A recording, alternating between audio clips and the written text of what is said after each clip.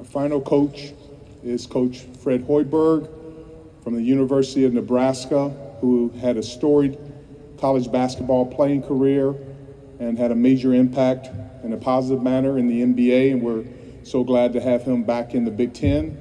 And Coach Hoiberg and I passed across many years ago when our sons were playing youth football in Minnesota. He was a great player, is a great coach, and more importantly, is a great man and a great leader of young men. So welcome to the podium, Coach Fred Hoiberg.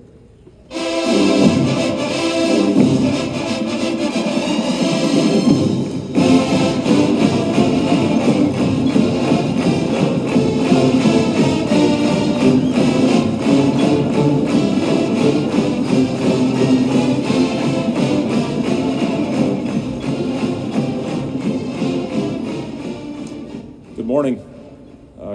Kevin, your son was a hell of a player. I remember that. So great seeing you again. It's great to be back in front of people. And my daughter actually works for the Big Ten Network. And Kevin, I am thankful for your leadership and your commitment to excellence. She loves it. She loves the culture of the Big Ten Network, and certainly excited to be there. Just want to talk a little bit, first of all, about our team. I'm really excited about our group this year. For the first time since we've been at Nebraska, we've got continuity with our lineup, and we bring back players that played a key factor in our team and in our system, and are going to provide or are providing great leadership to our young, talented class that we brought in with our 8 newcomers, 4 freshmen, and 4 transfers that we've added to our lineup. To have continuity is very important. We basically started from the ground up with our first 2 seasons. We took over a big rebuilding project in a league where we were really the only team that was going through a rebuild, which has created some very difficult moments. But I'm proud, especially last year's group, of how we fought through adversity. We were hit by the pandemic and by COVID as much as any team in the country a year ago, where we were shut down for 21 days with 10 of our rotation players that came down with it, 4 of our coaches. And I was really proud after putting a schedule, just talking to Kerry Kenny about how we basically had to put together 14 games in 29 days, and with deconditioned bodies, with really having to stay out of the gym because of everything that was going on with our group. So a lot of those guys that went through that, found a way to fight through that adversity. They've been very important as we've been putting our system in the early stages of helping our young players along, talking to them about the system when you do it right, when we share the ball, when we make simple plays, about how effective it can be. Our young class, top 15 class in the country, have been really impressed with the maturity of our group, and excited about the uniqueness of the skill set of our roster. I think we're going to have a group that comes in and competes every year. It's been the thing that I've enjoyed most about our team, is walking into the gym every day knowing that it's going to be a team that competes and gives an effort every time they step on the floor. So with that, it's great to be back, and open it up to questions. In the back. Okay, Coach, apologize. I know you want to build a program, you're focused on that, but for those of us who are local, remember you from your playing days, any sentimental thoughts about being back in Indianapolis, and any thoughts about your Pacer days?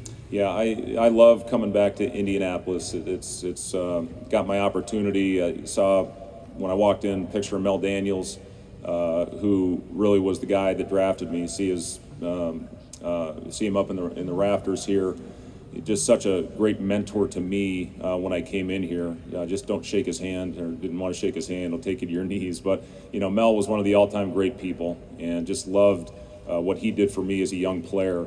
To see Reggie Miller name up there, Roger Brown, Slick Leonard, to see his picture, who was such a great person and a guy that I had a lot of wonderful times with. But my first 2 kids were born in Indianapolis, and we played at the old Market Square Arena, some of the best atmospheres. We were going through those great series with the Knicks, with the Bulls, and I had a chance to beat them in the last dance in that Game 7, where we had them down pretty good in the second half. But always have great memories of this place. We loved it here. We loved our time. Such a passionate fan base, especially for basketball. And certainly a place that anytime I come here, I'll try to go back by our old house. But we had 4 awesome years in Indianapolis. Front row. Fred Tumbury, Sports Illustrated Indiana. You mentioned trying to rebuild in a conference like this is always extremely difficult, but you did have you were able to get 4 transfers out of the portal this year, and last year was a very active time for everybody with guys coming and going. How do you deal with your roster management through part of this, and do you expect that to continue at that level going forward or no? Yeah, I think it absolutely will continue. I think you may see it even increase just based on the rule that was passed last year where transfers don't have to sit anymore as a one-time transfer. It's really how we built our program when I first got into coaching at Iowa State, and we brought 4 high-level transfers in that first year. At that time they had to sit, and then with the talent that we added to our lineup, it got us to 4 consecutive NCAA tournaments, 2 Big 12 tournament championships. And it's just a way that we were able to increase the talent on a roster and get it turned over very quickly. So you're going to see that a lot. What we have right now, I think, is a very good mix of transfer older players and also younger players. Getting a guy like Alonzo Verge late in the game when Delano Banton kept his name in the draft was so important to get another player to give us depth in the backcourt and somebody that can play with the ball in their hands and a guy that can really get into the paint and make plays. C.J. Wilcher, Keon Edwards, Keisei Tominaga, and the other 3 that can all space the floor and guys that can knock down shots and make plays. The biggest area I think of improvement for our team is perimeter shooting and also playmaking. When you have that shooting, especially in the world of analytics and taking away the three-point line, what that does for our team is open up driving lanes. We had a shot profile last year that we want to continue with. 82% of our shots were in the restricted area and behind the three-point line, and we feel that we're much better equipped now to take advantage of those situations, hopefully knock down those shots and finish better at the rim. And if we do that, we'll take a huge step in the right direction on the offensive end of the floor. We have time for a couple more questions in the back. Hey Fred, Robin Washington here with HuskerOnline.com. You've mentioned that narrowing down the rotation with the returning players you have and then all the newcomers is going to be one of the most difficult tasks for you this offseason. I guess, what's a realistic number you want to ultimately get that rotation down to, and then how do you balance egos a little bit with returners expecting to play and then newcomers wanting to make an immediate impact? Yeah, that's a great question, Robin. It is going to be my single most difficult part of the job this year is figuring out our rotation, who starts and more importantly, who finishes games, who we can trust in those late game situations.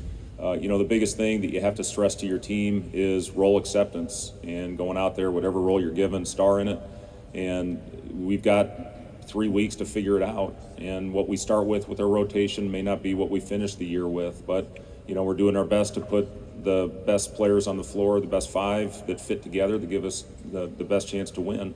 And that's ultimately the goal. And, coming from a guy that played every role, from being a bench guy, behind the bench guy, in a starter, to go out there and accept it, do the best job you can, take advantage of the minutes when they come, and also practice situations. But again, that creates great competitiveness in your practices. And I've been impressed with our group for the way they've gone out and are fighting for those very valuable minutes. But we've got, I think, 12 that I could put on the floor right now, in certain situations. At the beginning of the year, we'll start probably 9 or 10 in a rotation and then go from there. And our final question, front row in the corner.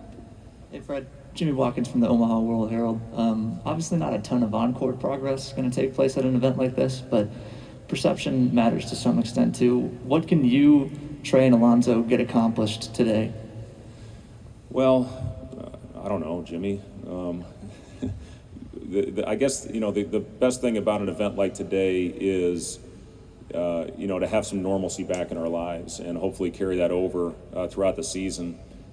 Still understanding that we are living in a pandemic, and, I'm proud of our group for buying into being 100% fully vaccinated with our group, but we're still taking it cautious every day. We've had players that wake up with the sniffles. We keep them away, get them COVID tested, and thankfully we have not had a positive case to this point.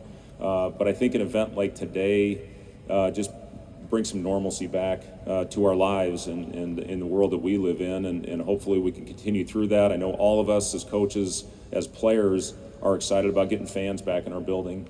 You know, we feel we've got a great home court advantage.